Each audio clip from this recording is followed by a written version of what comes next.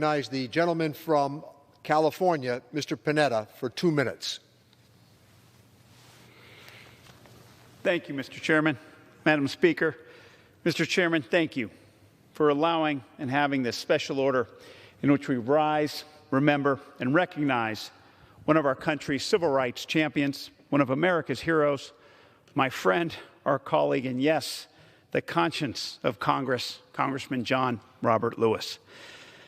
Now, unlike some other members that spoke earlier, even though John was a fellow member of Congress, he was a fellow member on the Ways and Means Committee, I have to say, I never got used to having John Lewis as a fellow colleague.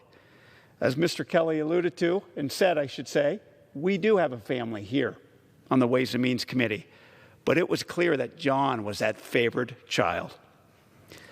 All of us were in awe as to everything he did and everything that John stood for.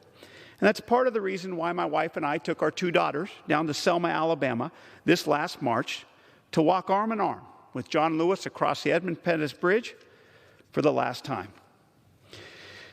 Now, obviously, with the ceremonies this week and John's passing, we've been thinking a lot about John. But this past weekend, I could not get him out of my head. And it resonated with me the most when my wife and I took our 2 daughters up to Gettysburg, Pennsylvania. And we stood on the battlefield in that cemetery and at that monument and read the speech that President Lincoln gave to consecrate that hallowed ground. And I can tell you, it reminded me of the lifelong fight of John Lewis. It reminded me of our nation's lifelong fight for equality, and it reminded me of our continued fight today. And you'll see what I mean when I use some of that speech in my following remarks.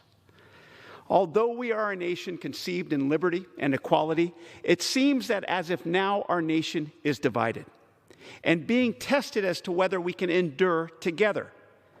Now we gather here tonight to honor the death of a man who literally shed blood so that our nation can live together.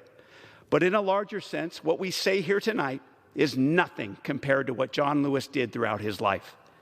See, as with most of our speeches on the House floor, the world will little note nor long remember what we say here tonight, but it can never forget what John did, not only in this chamber, but also for the civil rights and for this country. So it is for us, from Congress members to frontline workers to peaceful protesters, to be dedicated to the unfinished work which John fought for and so nobly advanced. And with the passing of John Lewis, let us be dedicated to the task remaining before us, that from John's life, we take increased devotion to the cause for which he gave full measure of devotion, that we here highly resolve that his actions, his service, his sacrifice shall never be in vain, that this nation, under God, shall continue to have freedom and equality, and that our government, of the people, by the people, and for the people, shall never perish from this earth, but shall always live with the conscience of our country, John Robert Lewis. Thank you. I yield back.